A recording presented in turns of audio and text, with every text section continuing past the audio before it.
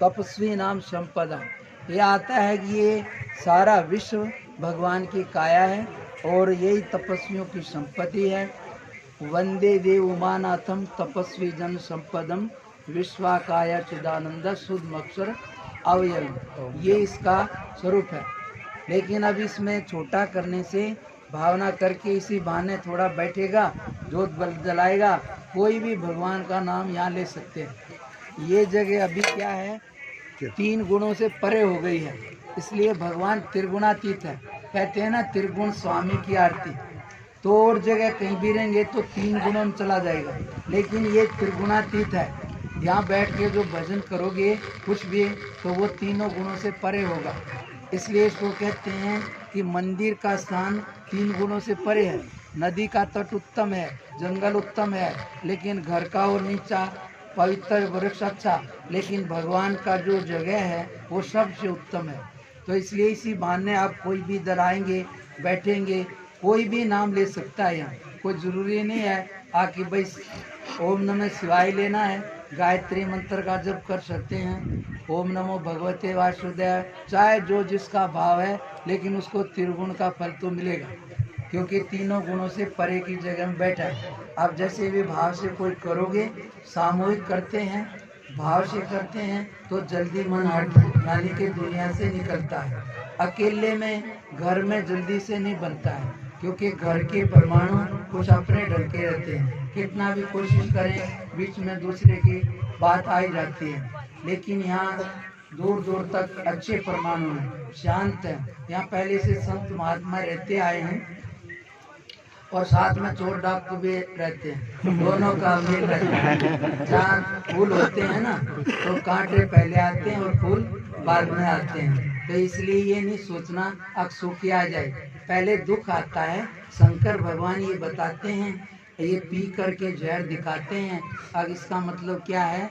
शंकर का मतलब कोई पूछता था कि भाई इस पत्थर को क्यों पूछते हैं, तो हमने कहा भाई तो ये बता, पत्थर तोड़ के रखे हो तो उनके ऊपर जाएगा? बोला नहीं। और चीखने हो तो बोला चला जाऊंगा। मगर ये किसी को चुभता नहीं, इसलिए इसकी पूजा होती है।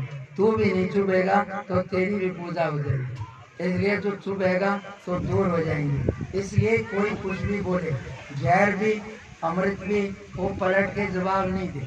तो ये है, यानी कि बाहर का जहर तो बहुत पी के मर जाते हैं, उससे कोई शंकर नहीं हो जाता। लेकिन बड़ा है जो हमें चुभता है, अपमान है, हमारा कुछ मन चाहा नहीं हुआ और भी बोझे, ये दुख ज़्यादा बड़ा है। इसको जो पी ले, हजम कर ले, या गुस्सा चिढ़ जो भी आते हैं उनको शांत कर ले, तो ये भगवान शंकर की पूजा है, भक्ति है। अर्थात बाकी तो बाहर का है, लेकिन बड़ी पूजा यही है। अब जैसे शंकर भगवान कोई कुछ भी करे पलट के नहीं जवाब देते, जहर भी पी लेते हैं, भाव से कोई देता है तो अमृत भी। तो ऐसे किसी को पलट के टकरे नहीं।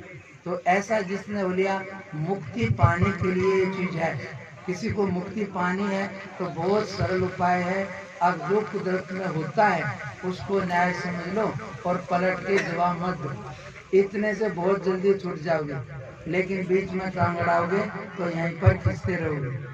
लेकिन आदमी बीच में टांग कौन अड़ाता है? बुद्धि है ना, ये बीच में टांग अड़ा देते हैं। अब मेरा हिस्से में इतना आता है, इतना कैसे दिया?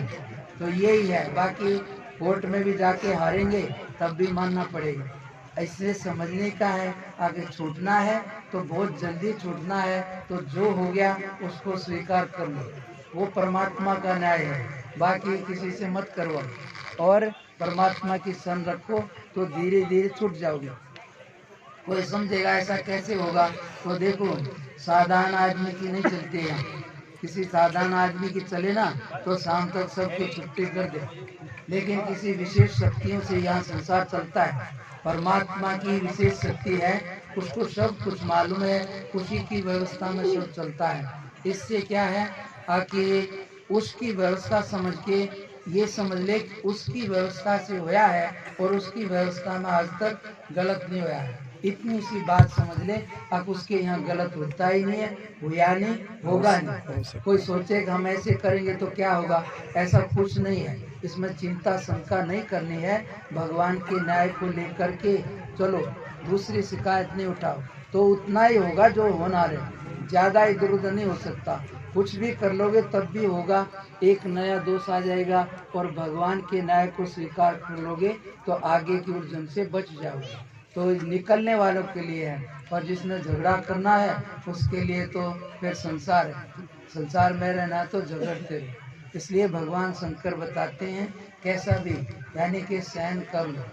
ये इनके ऊपर जलधारा रहती है, उसको गुजराती में गलती बोलते हैं, गलती रहती है। तो कहते हैं कि जितनी भी गलतियां हैं ना हमारे, एक एक बूंद बूंद करके खत्म हो जाएगी। भगवान का स्मरण करते रहो तो उसके स्मरण से, गुणगान से ऐसा कोई पाप नहीं है जो नष्ट नहीं हो जाए। इसलिए वो कहते हैं कैसा ही हो, बूंद बूंद करके सारी गलती तुम्हारी खारिज कर देंगे। यानी कि सहन करते रहो, एक सीमा के बाद तुम्हारा नहीं रहेगा तो किसी की ताकत नहीं है कोई किसी को दुख दे दे।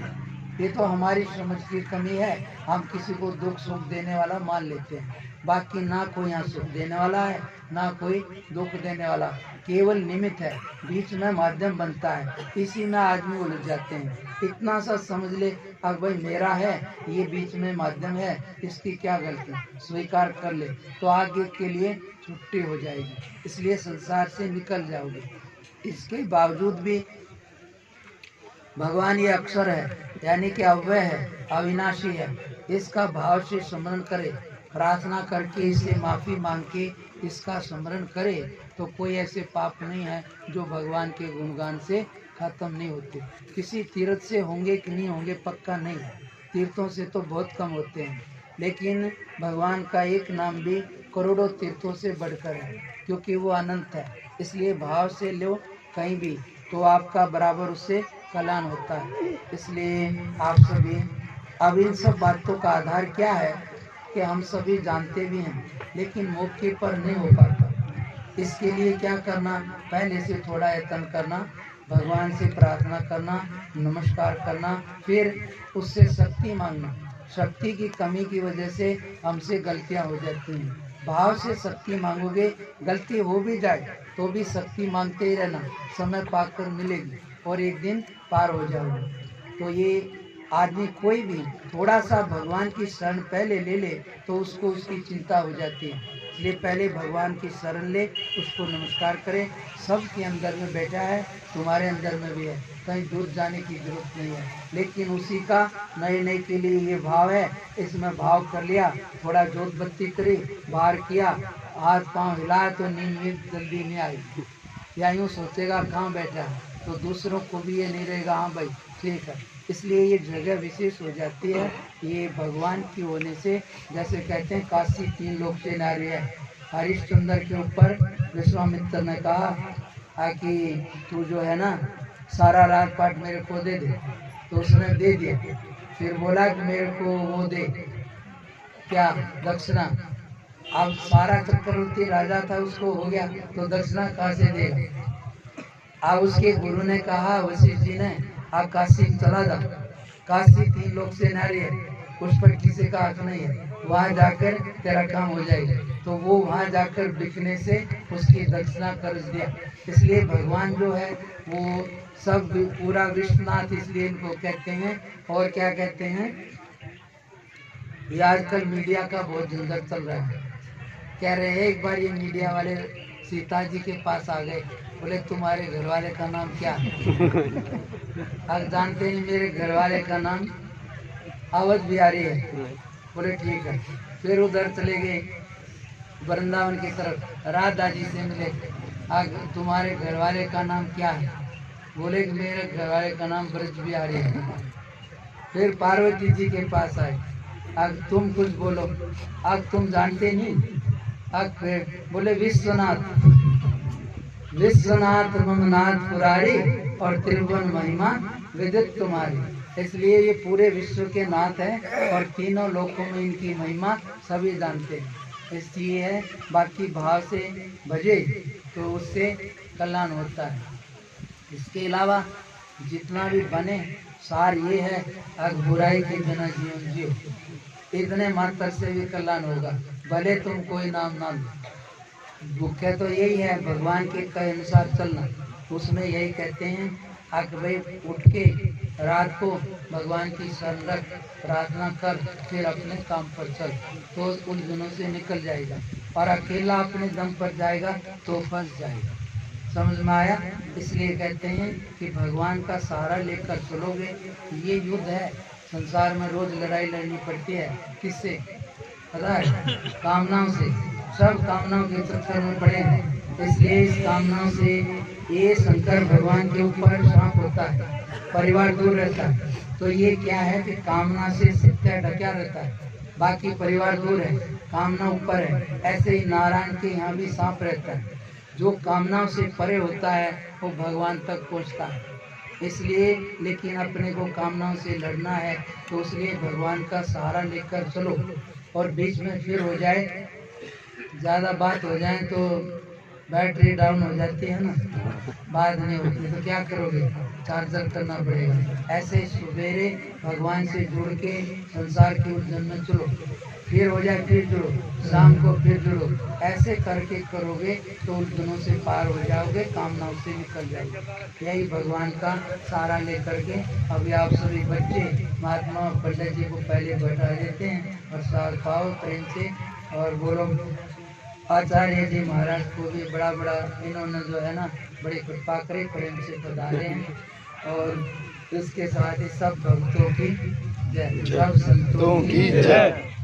कपिलानंद महाराज की जय। श्री स्वामी परमहंस गुरुदेव महाराज की जय। ओम नमः पार्वती पते हर हर महादेव।